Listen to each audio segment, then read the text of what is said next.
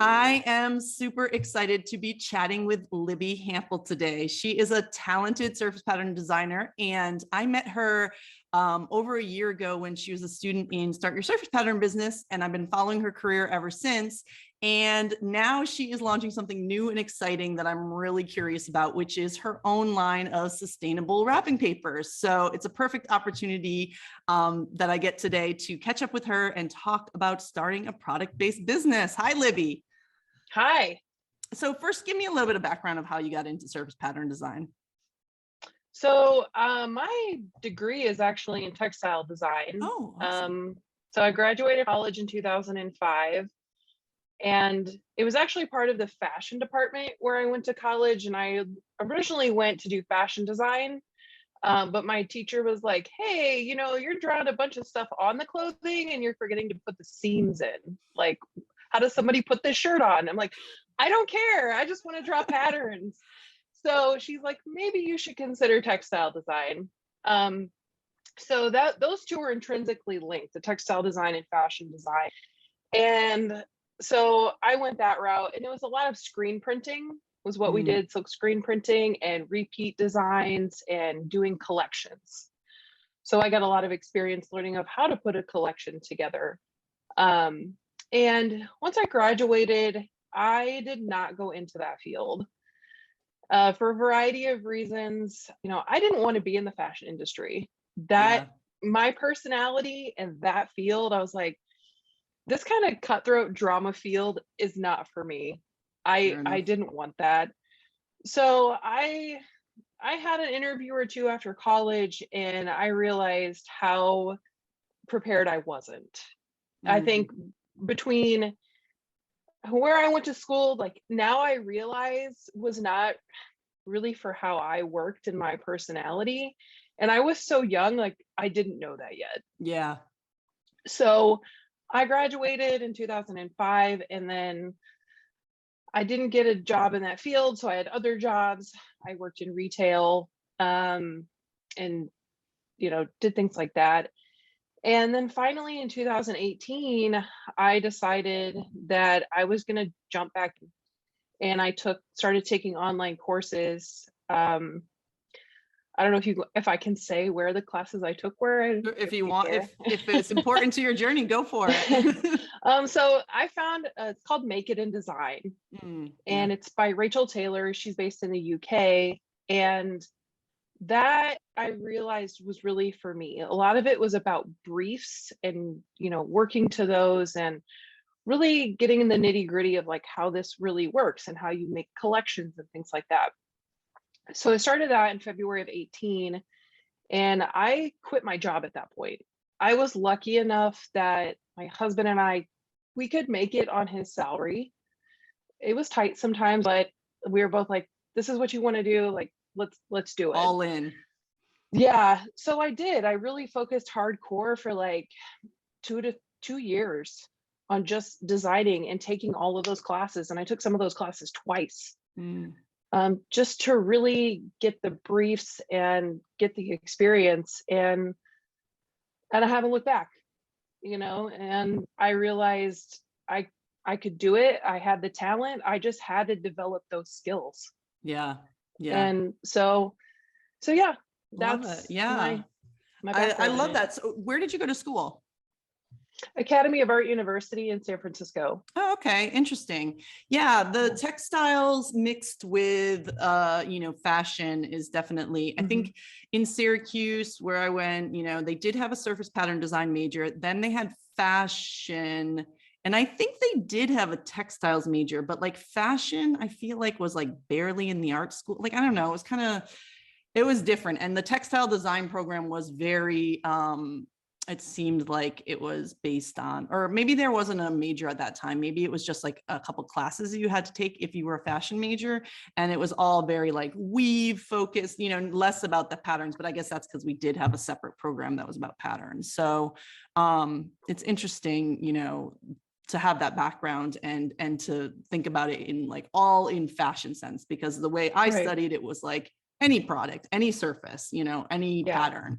But to think of it all about like clothing and apparel and stuff like that is an interesting. But I really credit that program because one of the things I've seen a lot in Facebook groups of surface pad designers is like, how do I make a collection? How do I make a collection?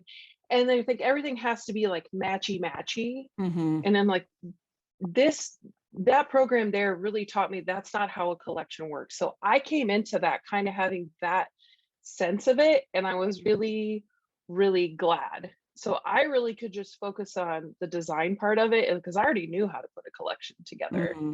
Like you see this on the wall behind me? Yeah, the plaids and These are stripes. actually swatches I made when I took a weaving class. Awesome.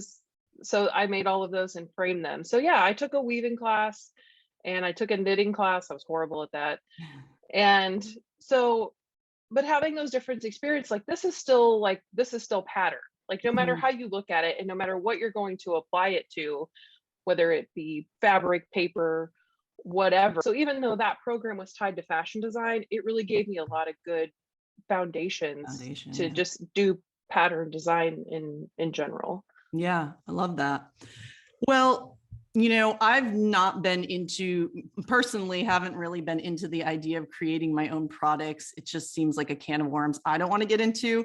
And because I've always, freelanced and licensed, that's obviously what the focus of how I teach Start Your Surface Pattern Business is, how to make those connections. But I distinctly remember you after taking that class and giving it a great go. I remember you saying like, you know what, pitching is just not for me. And I'm putting that aside and I am, going in a different direction, which I totally respect. Obviously, everyone has a different, there's so many ways to make it in this business. So that's amazing. Tell me how you came to that conclusion and how your brand was born. So I had this epiphany one day that's like, okay, I'm going to do pitching and I'm going to do freelance and licensing because that's the easy route. And I was like, whoo, I got schooled real quick that's not easy and it's time consuming. Mm-hmm. And I haven't talked to her in a while, but I had a mentor at the time, Corinne Wells, who Yes, she's and fabulous. I've been talking to her and we had some sessions. And the last session we had in January, I said to her, I realize that's hard work. And so no matter what route I want to take, I'm going to have to work really hard. So if I have to work really hard, what do I really want? Yes, perfect. And I was like, okay, I have always wanted my own business with my own products. Mm. And I'm like, well, that's a very broad field. It could be a lot of things. So I made a list of items, and most of them were paper based. And I thought, well, I can't do all of these. There were like 20 things on the list. Like, I can't afford that. And fortuitously, like the same time where I live, there's a branding agency. And I was on their blog and they talked about how to start your business with one product, literally one. Yeah. And they gave examples of like away luggage, like they literally started with one suitcase. And I read that because I felt so overwhelmed. I made this list and I'm like, where do I start? And I read that article and I was like, okay, great. Somebody's validating that I only have to have one product. I don't have to do it all. Right. And so I went back and I looked at my list and I was like, wrapping paper. Like, to me, it was just so intuitive. I felt like my design suited it well because a lot of my designs are really kind of big scale, bold designs. And I like the flexibility of it where I could do a repeat or I could do a placement print. I wasn't limiting myself to which one I had to do.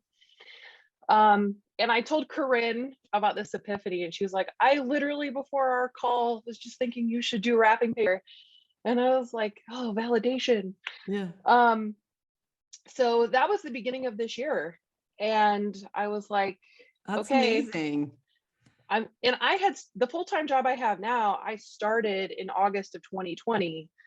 So I'd had that job for a couple months and I was like, okay, well, I'm doing both. I'm going to have this job and I'm going to start this business. And I've never looked back. That's amazing. I love that.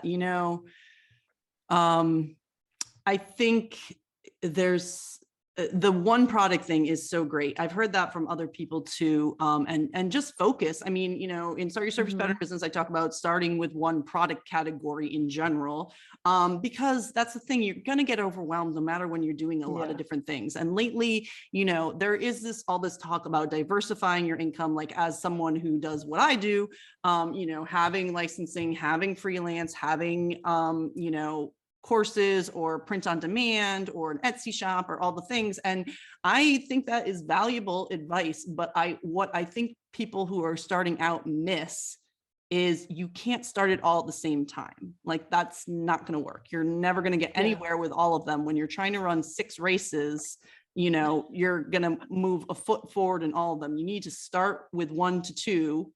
You know, I liked the model that I had of once I started to I tried a lot of stuff at first, don't get me wrong. I mean, I had the POD and I had all that stuff, but once I like figured out, I was like, okay, so half my business is going to be licensing and half is going to be freelance. And when I don't have freelance clients, I will work on my licensing portfolio and back and forth and back and forth.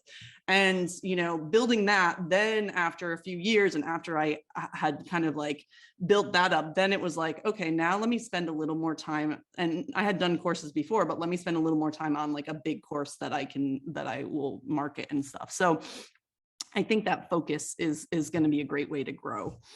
And and also just to kind of add is, I think people hear that like one product. I mean, you're not stuck there forever. Like it's just a starting point. You know, down the road, could I have other things? Yes.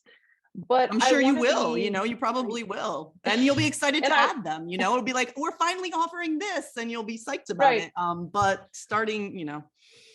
And maybe the customers will have feedback about what we should offer, what they would like. You know, right now it's wrapping paper, but could it go into gift tags or could it go into like specialty bows or whatever? But either way, whether you're having a product-based business or doing what you're doing, having a focal point, because if you don't, you're going to get burnt out so quickly and you're not going to feel good. And you're just going to keep, I feel like, spinning your gears. And I've tried to do that in the past where I've tried to focus on too many things. And I've learned from that experience, it just doesn't work. And sticking the course, staying the path, it takes time. But if you can really focus all your energy on that one path, once you get that down, then you can branch off of that path. Yeah, I love that. That's so true. So tell me about the name. Is it pronounced MASU or MASU? MASU. Yeah. Tell me about where that came about, like how your, you know, your brand itself and how you're planning to kind of set yourself apart in the marketplace or what your positioning kind of is. So I had 3 criteria for my business name. I wanted it to be one word. I wanted it to be a short word, and I wanted it to have meaning to my business. And I've always been fascinated with other languages and words for other, you know, like, what can this word mean? What does it mean in this language? So at the heart of it, my business is about giving. And so I thought, okay, what are some other languages? Like, what is their word for giving or their verb? And so I went to Google, and after some searching, I found there's 2 words in Japanese for giving. So they have one when like you're giving to somebody and one when someone's giving to you. So there's agamasu and kuramasu. So agamasu, I think I may get this backwards. I always get it confused, but agamasu is when like you're giving to somebody and kuramasu is when somebody's giving to you. And I was like, well, they both end in masu. I was like, this meets all of my criteria. It's short, it's, you know, one word, and it has meaning. So that's how I came to it. Yeah. And you're and I know that you're focusing on sort of eco, you know, very eco-conscious. Is there any, like, what's kind of, can you give me a little background about that part of it and how you know, what factors you've been considering as you've started to build, you know, meaning and, you know, the name and everything is part of it. What was super important to me was obviously the eco-friendly aspect, also that everything was made in the USA. I love that.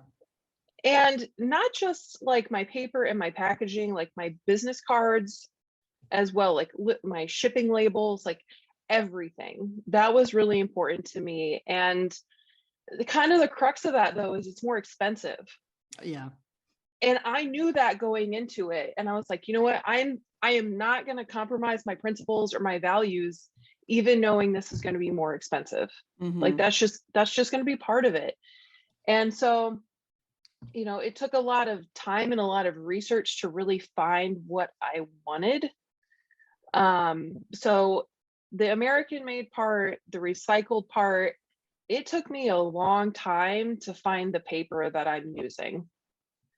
And also, you know, I think part of it too for me is being transparent Mm. with people. One thing I found, I researched a lot of wrapping paper. I spent a lot of time on Etsy. I spent a lot of time on Google, and how much people aren't transparent about their product and how much they're not telling people about their product. Mm. I could find maybe that their paper was recycled, but it didn't say if it was recyclable. It didn't sometimes say where it was made. It didn't say what the paper felt like. And I think sometimes people make assumptions like people will just know this. And it's like, Mm-hmm. you have to tell people. Mm-hmm. So, yeah, it's American made, it's sustainable, it's, and being transparent and letting people know like this is not, I mean, it's not a cheap product. Like I'm totally fine with that, and it's not going to be for everybody. But I really wanted to stick to my values and knew that it was going to cost me more to get it produced, Mm-hmm. but also to, the customer. Yeah. I have custom shipping boxes made. I had to pay to have a die made to cut it out, but I was like, I want to protect the paper. I want it to be an opening experience for people. I hate trying to take paper out of a tube. It's impossible to get out. I'm not going to Mm. ship paper in a tube. So being very thoughtful, being very intentional, and that's not a word. Having intention about what I'm doing was really important. So sometimes along the way, I was like, this is taking me a lot of time. It's a lot of research. It's a lot of money. But I was like, I'm just going to stick to my guns, and I'm going to do it, and just know that some people are going to think this is too expensive, and some people will get what I'm trying to do. And I just, Yeah. I'm good for some, but I'm not for everyone. That's always going to Um, be the truth. I love so that. yeah, and it was important to me too to support local businesses as much as I could. So I live in smack in the middle of Missouri. And so St. Louis is 2 hours away, and my paper is printed there and my boxes are made there. So supporting as close to me as possible, but that also reduces my carbon Carbon footprint. footprint. Yeah. Yeah, stuff doesn't have to travel as far. So does that answer your question? I could Yeah. Oh probably yeah, ramble on definitely. forever.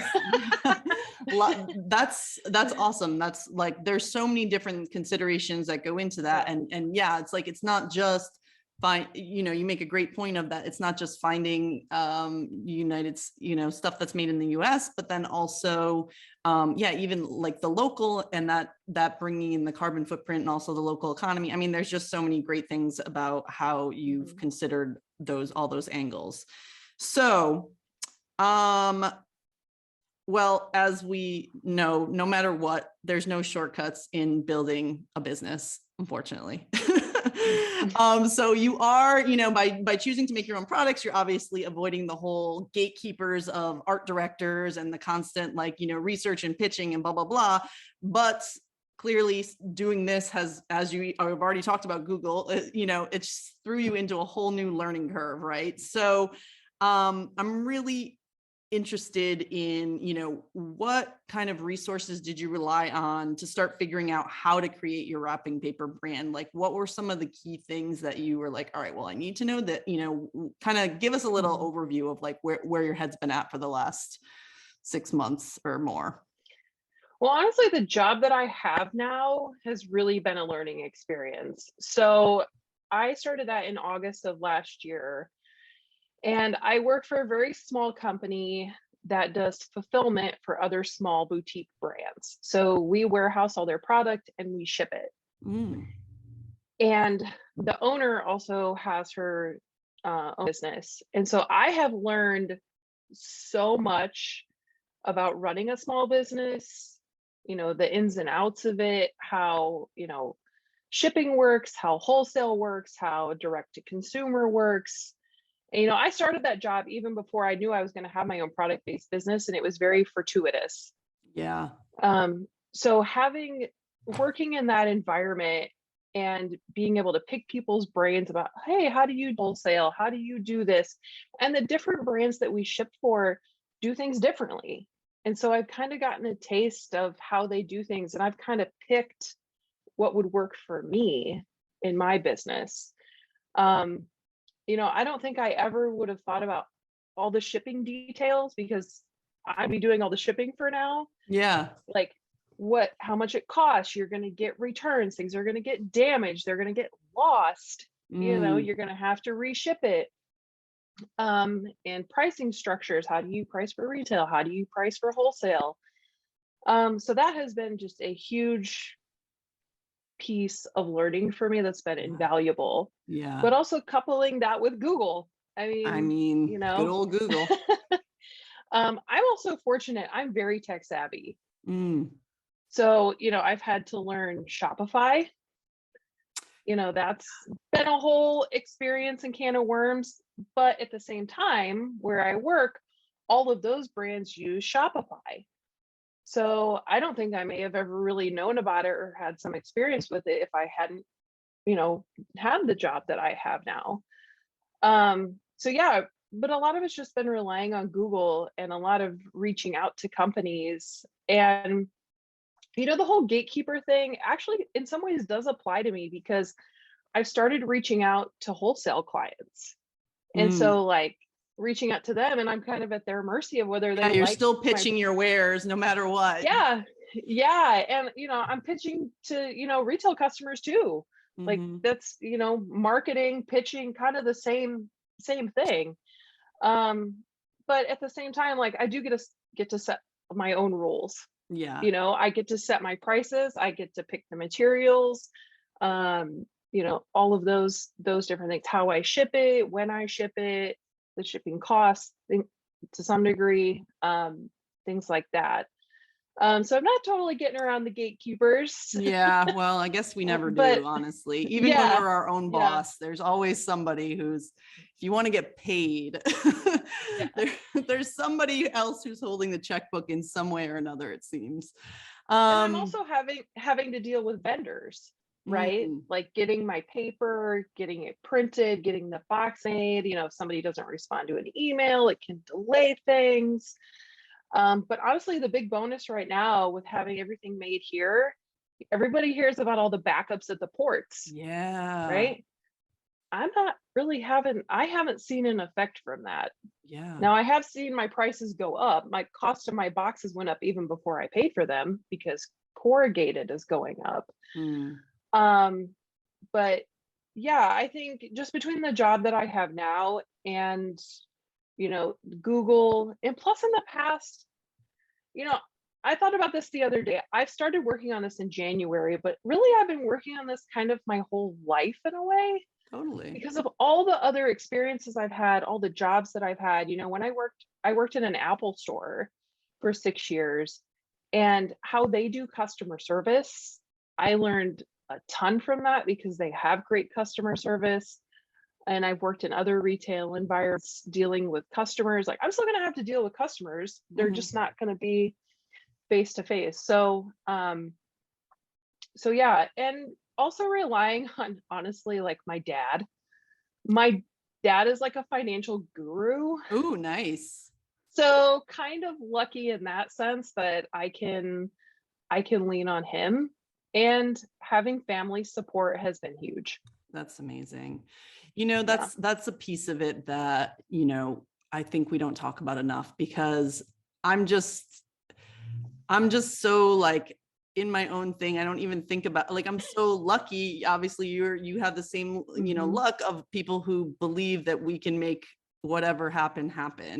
And Right. not everyone is that lucky. There are people who, Yeah. you hear these stories of like, well, even when I interview people, it's like, oh, I never did art. I studied art, but I didn't do it because you can't, like, I just didn't think you could make a living doing art or whatever. And it's like, I never even had that preconceived notion because my older sister is 10 years older than me. And she was a graphic designer from the beginning of her career. And she still is, so like, Right. at 8 years old, well, she was going to college for that, but so at whatever, 12 years old, I was seeing someone working as a designer, and it was not, a foreign concept to me. And then starting my own business, it's just like, yeah, of course I'm resourceful. I'll be able to do it. And I never thought twice, but that's because I've always had, I've been lucky enough to have the support of family and friends and whatever. Whereas I know that can be such a barrier for people who don't have that support. Right. So that is huge. And when you have like an expert on deck, that's great. I'm always like wishing my husband has been helping, he helped me with my website before. I was like on Squarespace and things were all like HTML. He was able to help me, but I'm always like, can't you have like 6 more skill sets that I could lean on, like, well, you don't have, but I remember when I first started, I think when I first went freelance and stuff, or maybe when I was still working in-house, but I just remember my mom being like, if you need me to stuff envelopes, like basically I'm on team Elizabeth, like whatever you need, just let me know, which I've never called her on, and we live, states and states away. So she's not going to be stuffing my envelopes, but I don't think she'd make that offer today either, because she's retired and she's like, don't talk to me. I got books to read. I got naps to take, but you know what I mean? Like, it's like having someone say that to you from the jump is like, is such a confidence boost. So, Yeah. All right. Well, you've already talked a little bit about, costs going up and stuff like that. What are some of the challenges in the process that you never would have thought of until suddenly they were in front of you? I think for me, the biggest challenge has just been trying to, work a 32 to 40 hour a week job and trying to do this. Sometimes like I come home and I'm like, okay, I'm going to get all this stuff when I go home. And like, I sit down for like 2 seconds and I'm just like toast. Yeah. Because a lot of times I'm on my feet all day and, I can walk 3 to 6 miles in a day with the job that I have. And so sometimes it's just hard to be like, okay, I'm going to do this. I'm going to do this. I remember recently I had a kind of a bad day at work and I had to talk to the printing company, to this lady on the phone. And I was like, I don't really feel like doing this. And I thought, no, I'm going to do this. It'll make me feel better. And I was 100% right. It totally like turned my day around because she and I sorted things out. We had a great conversation. I think so for me, that's really been the biggest challenge, is just trying to do that, try to do these simultaneously and try to give myself some grace sometimes. Yeah. And be like, That. yes, sometimes I need to take a break because I'm one of those persons. I'm right here. I'm telling you, you need a break, girl. I'm one of those people, like, I will totally work like 7 days a week, 10 hours a day. And, like I said earlier, part of my privilege though is I don't have kids, so, and I know that makes a difference. So yeah, I think really that's been the biggest challenge. I've been very fortunate in the vendors that I decided to work with, especially my printing company and the box company. They have been absolutely amazing. Oh, that's so great. And I think that's also the benefit, of working with American companies. That can be an advantage, but also they're kind of small businesses and they're really focused on quality and they're really focused on customer service. I love that. So that's been a lot smoother than I anticipated. But really, and the first paper company that I talked to, that didn't work out, and that's fine. And so I moved on. And so I think part of it too is just being resilient. Yeah.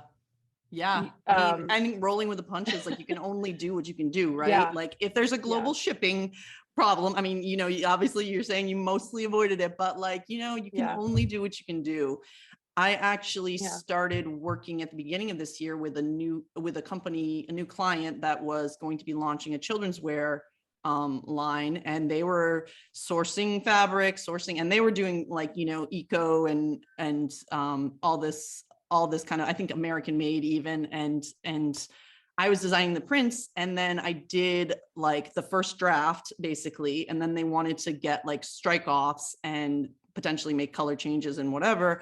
And that was like 8 months ago. And I don't know if they'll ever come. I mean, I check in with them periodically, but like, it's just like, oh, suddenly they couldn't get cotton. Suddenly they couldn't, like things just were suddenly jammed up. And it was like, okay, so I guess, well, first of all, I'm glad I got my deposit. Let's start with that.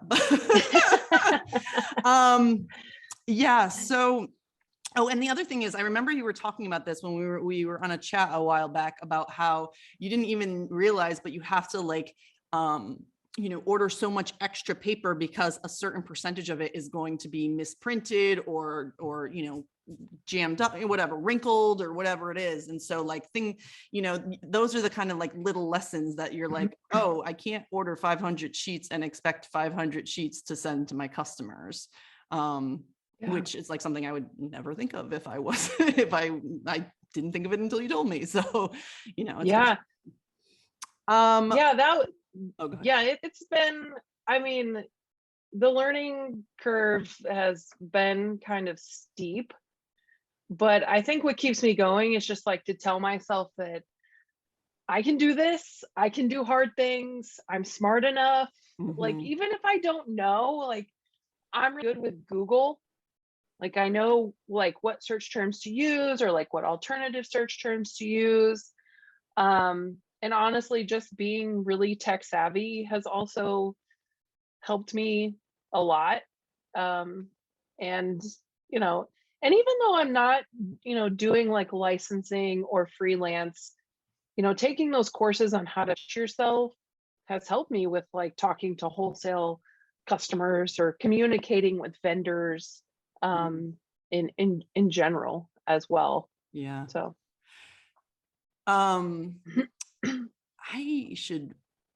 the Google thing is so like, it seems obvious, but I have to tell you, it's a real skill set to be able to work Google well and be able to know like search terms and stuff, because people legit, they'll DM me questions that I'm like, I'm not Google. Like, I mean, I'm happy to like help you with like a question that like, oh, I don't know this pricing thing, or I don't know, like I try to help people when I can, but I'm also like, you also do have Google, like, cause I know that stuff is out there and it's super easy. But like people, they're like, well, I typed in, how do I do this? And it didn't work out. And it's like, well, you have to be a little, I feel like a mini course on some like Google savvy would be useful to pretty much anyone in this whole world at this point. All right, so I'm an action girl. As you know, everything about me is like, start now, let's get moving, let's keep it going, keep the ball rolling, do what we can do, momentum. And I've been loving like getting these updates from you over the past year of like how, oh, now I've got my website up, and now I've got my like branding done, and now I've got this and that. And it's like amazing. I love seeing you dig in. But of course, this requires a ton of blind faith on your part, because you're getting all this stuff ready to then hopefully, and obviously I'm sure it's going to go great, but then to sell, and to hopefully make your money back and all that stuff. How are you keeping yourself sort of psyched up as you do all this prep work for launching? Have you already officially launched? This is going to be released a little bit later, but you're out there, right? So how have you been keeping up the momentum to as you were like building everything to, the point where you were launching? I mean, I've done things and tried to do things in steps, because I knew it was going to be a lot of money, and I didn't want it to all come kind of crashing at once. So the little things I've done along the way, like I ordered business cards, right? Once I had my logo done and I got my branding, or what, I'm like, what are the small things that I can do? I knew the paper and the boxes were going to kind of come at the end, and those were going to be the most expensive things. So the smaller things that I could do along the way, like business cards or, the packing tape. Oop, kazoo the packing tape that I ordered, or the shipping labels. So things that were smaller costs, you know, tried to do those along the way, because I didn't want, I'm like, when I bought my paper, I mean, transparency, my paper cost me like $3,000. So that was the biggest chunk of what I had to pay for. And just knowing that at the end, when I saw my final product, how excited I was going to be. Like that, like I have like, these are all the designs, this stack laying here. So to and everyone's going to be going right now. It's all going to be links in the description. You all go pause right now, go check out those beautiful things, then come back and listen to the rest of this journey, because the prints are gorgeous. Sorry, continue. No, you're good. So just trying to space it out as much as I could.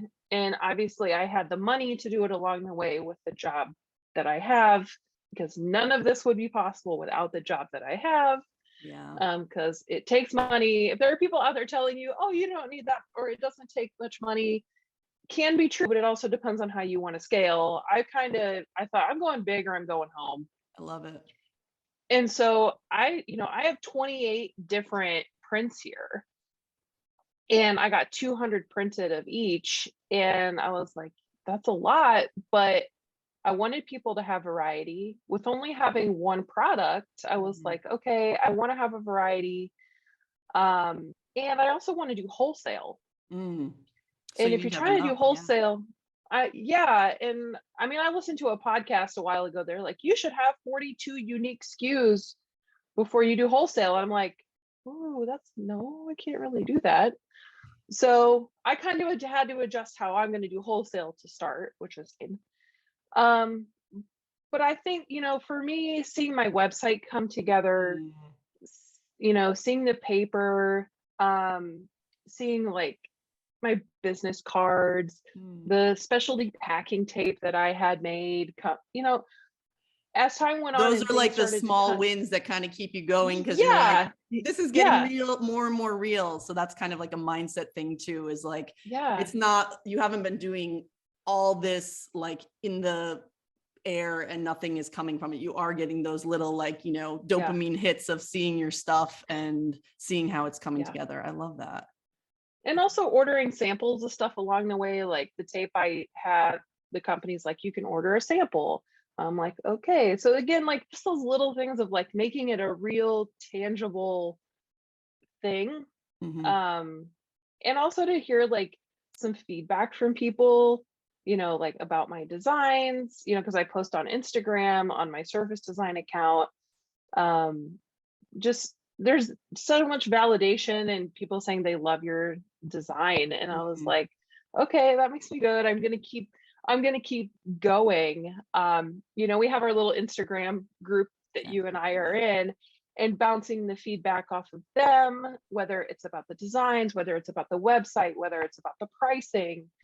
I think that real-time feedback is important. Like I just can't just live in a bubble with this. Get a crew, man. This is my advice for the viewers. Get a crew, right? It's not always easy to find the right people. And I think the people in our chat group have such diverse backgrounds and whatever, but it's worked out so well, because when you're showing your logo, we've got some graphic design people in there who also love illustration, surface pattern design, but they also do logos regularly, so they can give you feedback on that. And we're all good for like user, like we can go on your website and say, all right, well, this was a little bit tricky. If I was really buying something, I would be a little confused or whatever it is. So having that feedback crew of people that you trust, or hopefully respect their opinions in some way, that is so important. I love that. So you told me that my question to you last time I saw you was, so tell me about marketing. What are you doing for marketing? Because I'm obsessed with marketing and like, well, how are you going to get it out there? So you told me you're starting a little more locally, and connecting with shops that you like in your state and everything, which I love. What kind of research was involved in that? And sort of totally, do you have interest in doing like a trade show? Because that's like the way I've traditionally heard of people marketing their like product-based businesses is through trade shows, which, you know, hopefully come back full force. But how have you been kind of like handling that end of it? I mean, for right now, I've reached out to a couple places to try to do wholesale. I have I have so many spreadsheets, like I can't even begin for so many things. But I have a spreadsheet that has like, okay, here are some, I think art museum gift shops would really love my stuff. So I've made a spreadsheet of like, here are just art museums.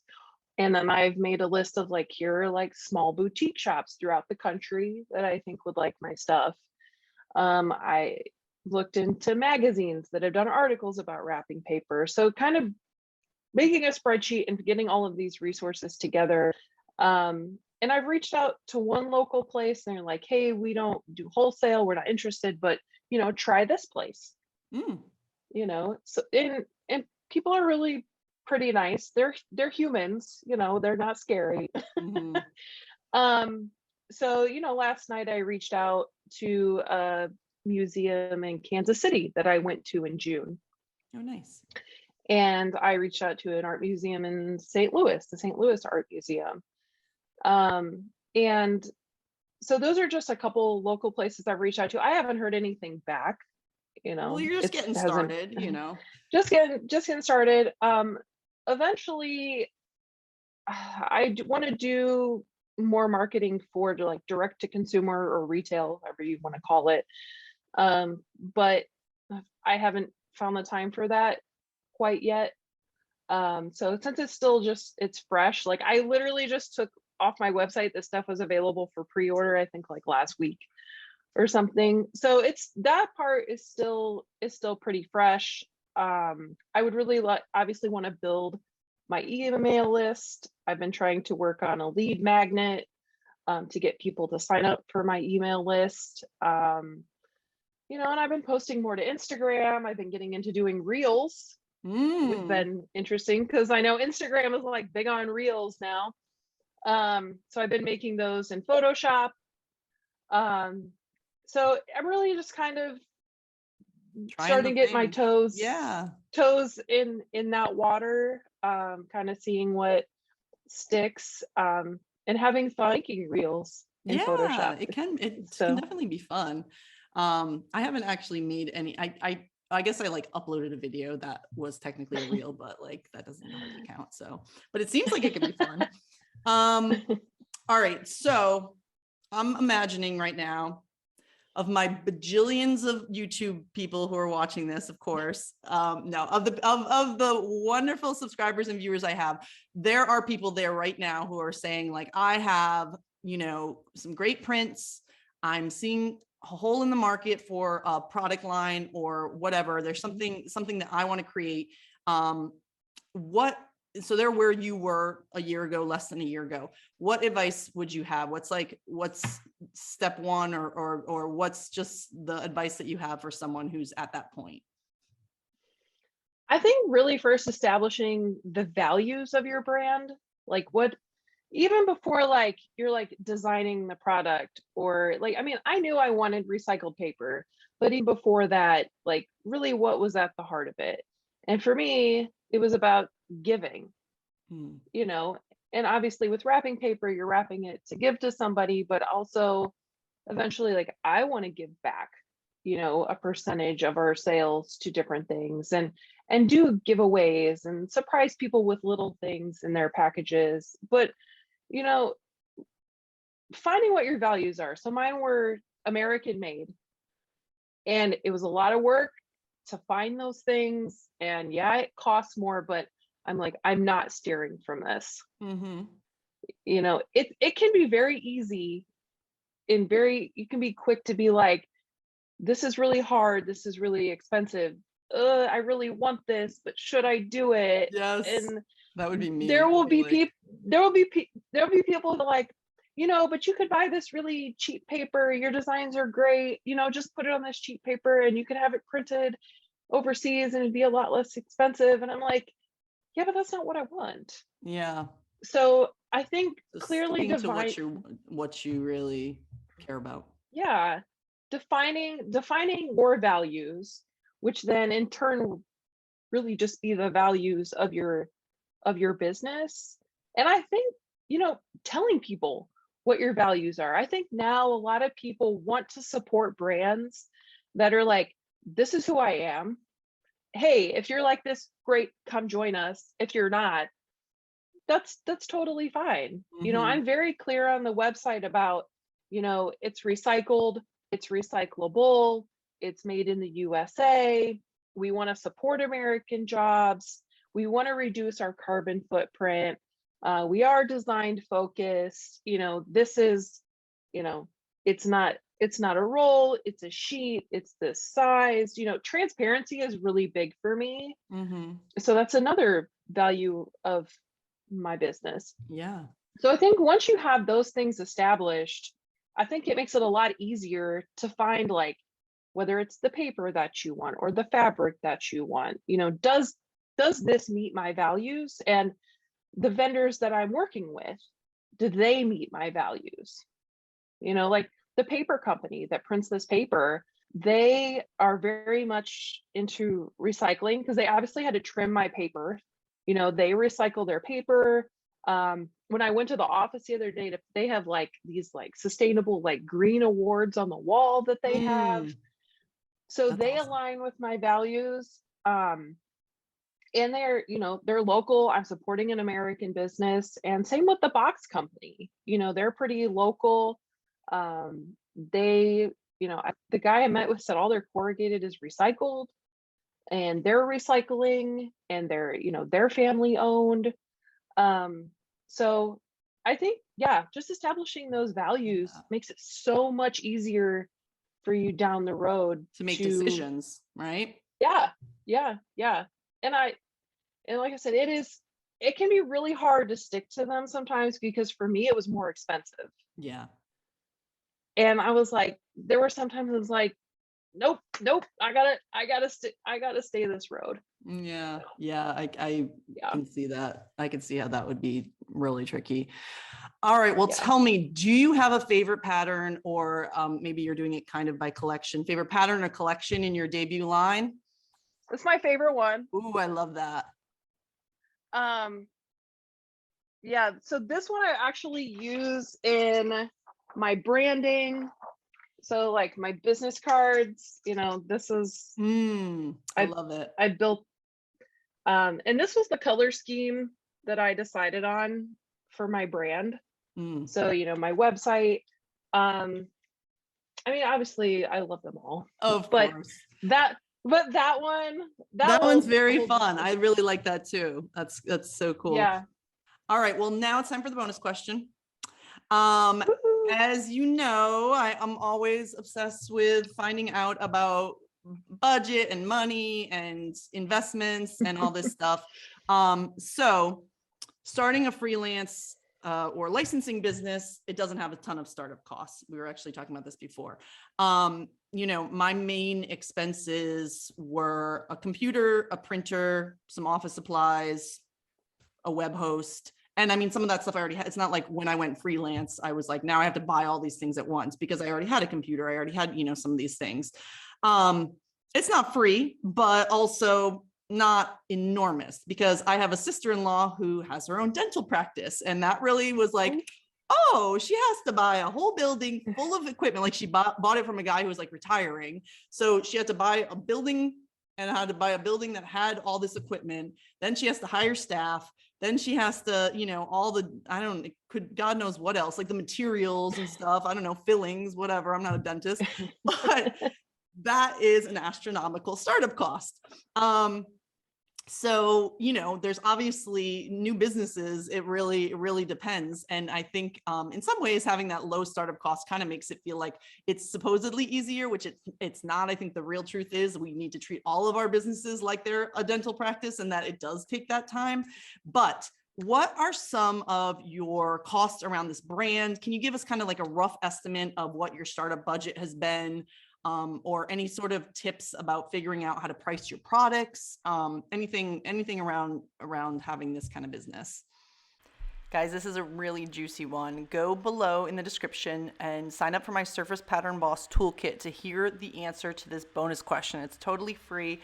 And we really get into some interesting discussion in this bonus question. Not only does Libby share with us the budget that she had for starting her business, how much money she's spent on this gift wrap launch, but we also talk a lot about pricing, how she's setting herself apart in the market as more of a premium product, and about how, negotiation and being straightforward, having confidence with your pricing is so important. So this is a really good one. Go check it out. All right. Well, awesome. This was all amazing information. This is so valuable for people who are thinking about doing this. It's super interesting to me. And I am so grateful for you sharing all your experience. And I can't wait to see, this is like your first holiday, this is your debut. You just, as you said, changed your thing over. And now by the time this is released, you'll be about a month into business. And I'm so excited to see how it goes. So everyone check out the links in the description. Go check out MASU with Libby. Thank you. All right. Thank you. If you're a designer, artist, or illustrator with a digital portfolio, you know the value of a system that makes finding that one design you did with the poodle in it for one of your clients in 2009 a 10-second process. My class, Adobe Bridge for Artists, will teach you the basics of Adobe Bridge as it pertains to visual file management so that you can tag and organize your design archives for easy access and future use. With tips and best practices perfect for the day-to-day of a freelance or licensed surface designer, this class will give you a head start on getting a system in place that works for you. This course includes 2 bonus lessons as well as 3 different downloadable tag lists, and once you finish this course, you'll have the skills to dive into using Adobe Bridge and start using a system that not only works for you, but gives you a head start on your next design brief.